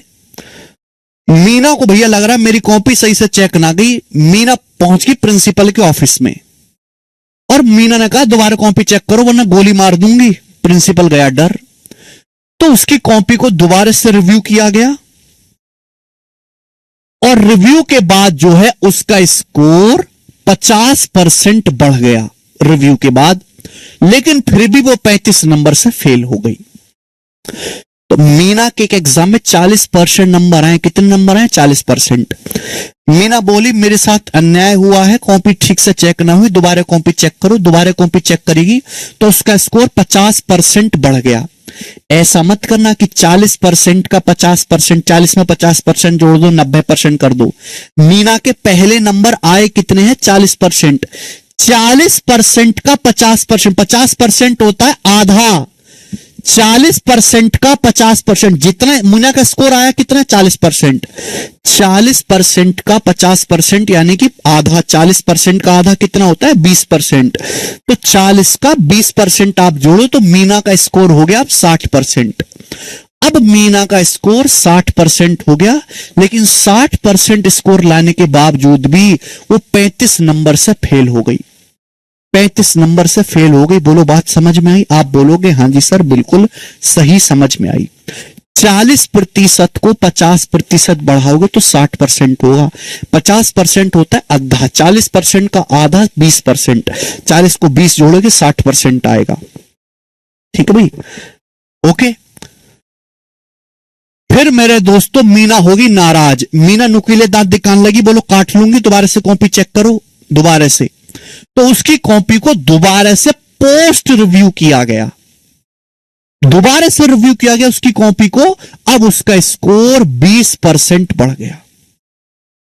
मीना बोली भैया दोबारा कॉपी चेक करो, गलत कर रहे हो, गड़बड़ कर रहे हो, मास्टर बेकार है, कॉपी चेक करनी नहीं आती। तो उसका दोबारा कॉपी चेक करेगी, अब उसका स्कोर 20% बढ़ गया। ऐसा मत करना कि 60 में 20% बढ़ा दो 80, ऐसे नहीं जोड़ती परसेंट। आप मुझे बताओ 60% का 20% कितना होता है? 20% होता है 1/5। 60% का 1/5 यानी कि 12%। तो मीना का स्कोर 60 से 12% बढ़ गया 72%। मीना का स्कोर हो गया 72%। लेकिन अब जो मीना है she will have 7 marks more than the passing marks. अब उसके पासिंग मार्क्स से 7 नंबर ज्यादा है। अब उसका स्कोर पासिंग मार्क्स से 7 नंबर ज्यादा है। तो आपसे पूछा है पास होने के लिए कितने मार्क्स चाहिए, एग्जाम में पास होने के लिए कितने नंबर चाहिए। ठीक है बेटे, देखो सवाल के ऑप्शंस बहुत दूर दूर है, ऑप्शन से भी हो जाएगा, आप खुद सोचो। 60% लाके तो हो रही है 35 नंबर से फेल और 72% लाके 7 नंबर से पास हो रही है। तो पासिंग परसेंटेज जो होगा इन दोनों के बीच में होगा।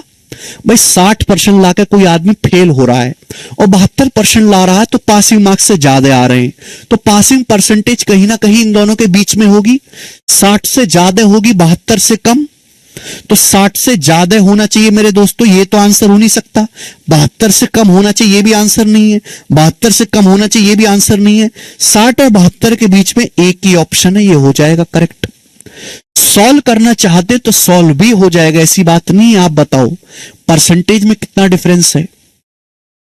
परसेंटेज में डिफरेंस बराबर मार्क्स में डिफरेंस। ये 60% और 72%। परसेंटेज में कितना डिफरेंस है? 12%। मार्क्स में कितना डिफरेंस है? जल्दी से बताओ। पहले 35 नंबर से फेल थी, अब 7 नंबर से पास है। पहले 35 नंबर से फेल थी, अब 7 नंबर से पास है, तो मार्क्स में कितना डिफरेंस है? 42 का। तो 12% की वैल्यू 42 नंबर के बराबर है।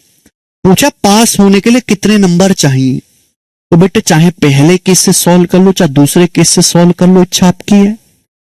अगर मैं दूसरा केस लेता हूं, थोड़ा आसान लग रहा है कि भी पास होने के लिए कितने परसेंट नंबर चाहिए आपसे पूछा गया है। एक बात बताओ, मीना 72% नंबर लाती है और पासिंग मार्क्स से 7 नंबर कम लाती है। मीना 72% नंबर लाती है और पासिंग मार्क्स से 7 नंबर ज्यादा हैं, तो मीना को पास होने के लिए 72% से 7 नंबर कम चाहिए। मीना तो भाई साहब 72% नंबर लाती है और पासिंग मार्क्स से 7 नंबर ज्यादा हैं, तो पास होने के लिए जो पासिंग मार्क्स है वो 72% से 7 नंबर कम होंगे, इसलिए 72% से कम आंसर आना चाहिए था। बताओ 42 नंबर 12% के बराबर है, तो 7 नंबर कितने के बराबर है भाई? 6 से भाग दे दो। मैं 6 से भाग दूंगा। अगर मैं 42 को 6 से भाग दूंगा तो 7 नंबर आएगा। 7 नंबर कितने के बराबर है? 2% के बराबर है। 2%, तो 7 मार्क्स का मतलब 2% के बराबर है।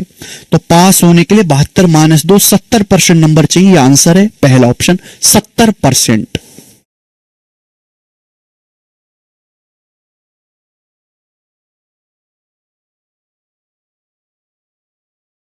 बताइए, है ना मजेदार सवाल? बहुत मजेदार सवाल था। इसकी लैंग्वेज को बहुत कंफ्यूजिंग लिखा गया है। एक बार फिर से रिपीट करके देखिएगा आप लोग। ये वैसे रिपीट करने लायक सवाल है नहीं कि मैं इसको करके बताऊं। अगला क्वेश्चन जल्दी से करेंगे मेरे प्यारे भाई, ठीक है ना? 2 सवाल इस पे और हैं, फटाफट बना देंगे। कहां गया? सवाल नंबर है 42। बहुत प्यारा सवाल है भाई, बहुत प्यारा, गजब का सवाल है। इससे बेहतरीन सवाल नहीं बन सकता मेरे दोस्तों। ये कैट के एग्जाम का सवाल है। बताओ फाइनल एग्जाम में विष्णु के 52% नंबर आए हैं और आशा के 64% नंबर आए हैं। फाइनल एग्जाम में विष्णु के 52% और आशा के 64% नंबर प्राप्त किए विष्णु ने। विष्णु द्वारा प्राप्त अंक रमेश से 23 कम है और आशा द्वारा प्राप्त अंक रमेश से 34 ज्यादा हैं। देखो, एक 2 लड़के हैं, विष्णु और एक है लड़की आशा। विष्णु के 52% नंबर आए हैं, आशा के 64% नंबर आए हैं। सवाल में बोला गया कि विष्णु के जो मार्क्स हैं वो रमेश से 23 नंबर कम हैं। विष्णु के जो मार्क्स हैं वो रमेश का जो भी स्कोर है उससे 23 नंबर कम है। रमेश एक लड़का है, मुझे नहीं पता रमेश के कितने नंबर हैं, लेकिन विष्णु के जो मार्क्स हैं वो रमेश से 23 नंबर कम है। और आशा का जो स्कोर है वो रमेश से 34 नंबर ज्यादा है। आशा का जो स्कोर है वो रमेश से 34 नंबर ज्यादा है। तो आपसे पूछा है, गीता एक लड़की है जिसके 84% नंबर आए हैं, बताओ कितने मार्क्स हैं गीता के? तो बेटा देखो, बहुत केवल आपको कंफ्यूज करने के लिए रमेश दिया है। आप बताओ, विष्णु के 52% नंबर आए, आशा के 64% नंबर आए, बताओ परसेंटेज में कितना डिफरेंस है? 52 और 64 परसेंटेज में कितना डिफरेंस है? 12% का। विष्णु के 52% आए, आशा के 64%, परसेंटेज में कितना डिफरेंस है? 12% का। जबकि मार्क्स में कितना डिफरेंस है? यहां से मैं केवल एक ही बात निकाल सकता हूं, विष्णु और आशा के मार्क्स का अंतर। विष्णु के मार्क्स रमेश से 23 कम है, आशा के मार्क्स रमेश से 34 ज्यादा हैं। तो यहां से दोनों के मार्क्स का, विष्णु और आशा के मार्क्स का डिफरेंस नहीं निकाल सकता। एक ज्यादा है बॉर्डर लाइन से, रमेश से ज्यादा है, कम है, 34 और 23 जोड़ जाएगा, 34 + 23 57। तो मार्क्स में डिफरेंस है 57 का। दोनों की परसेंटेज में कितना डिफरेंस है? 12% का। अब बोला है गीता जिसके 84% नंबर अंक प्राप्त किए हैं उसके प्राप्तांक कितने हैं? गीता एक लड़की है, गीता के 84% नंबर आए हैं। बताओ गीता ने कितने नंबर हासिल किए हैं? 12% की वैल्यू 57 है, 84% की वैल्यू पूछी है, तो आप बताओ साफ साफ दिख रहा है 7 गुना। 12 7 84, 7 गुना है तो ये भी 7 गुना आएगा। 57 का 7 गुना क्या आएगा? 7 का 50 गुना 350 प्लस 49, 350 में 49 जोड़ूंगा 399। यानी कि मेरे प्यारे भाई गीता के 399 नंबर आए हैं और सी ऑप्शन इस सवाल का आंसर है। सभी बच्चे समझ पाए, बड़ा प्यारा क्वेश्चन है ये।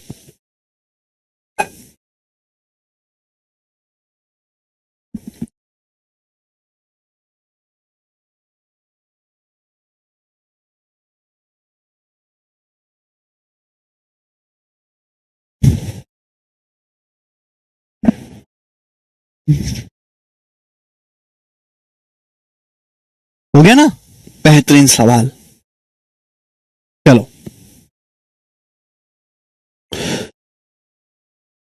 एक और करेंगे। सवाल नंबर है मेरे प्यार भी 43, बताओ 43 नंबर क्वेश्चन, जल्दी से बनाएं। ठीक है, फिर मैं आपको कल से अगला कंसेप्ट सिखाऊंगा, डेविएशन।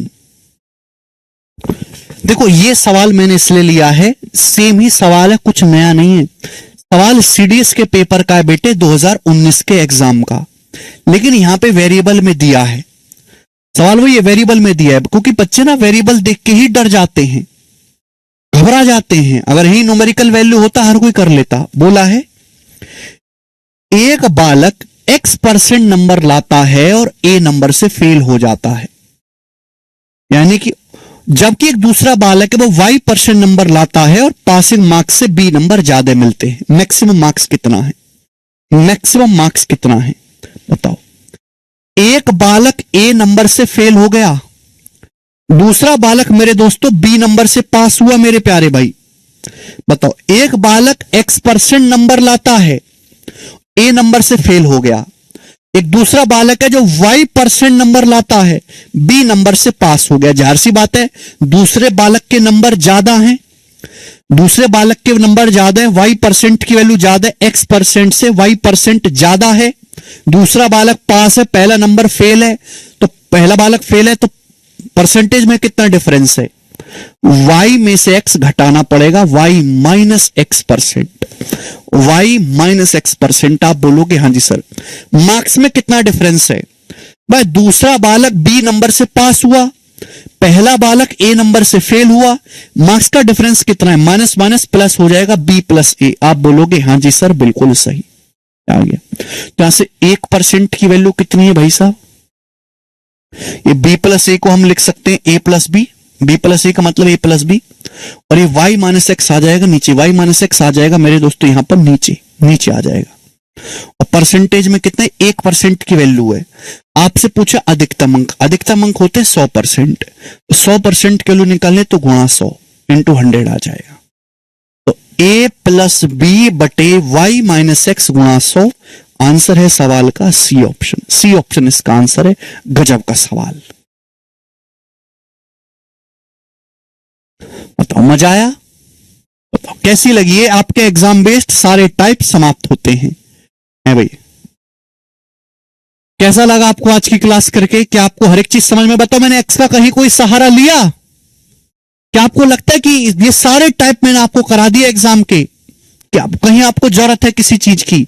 बेटा परसेंटेज पे कमांड बनाओ, परसेंटेज पे और अनुपात पे सवाल अपने आप होंगे।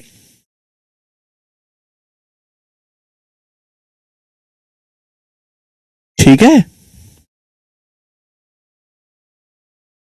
परसेंटेज में डिफरेंस लिया है देवा।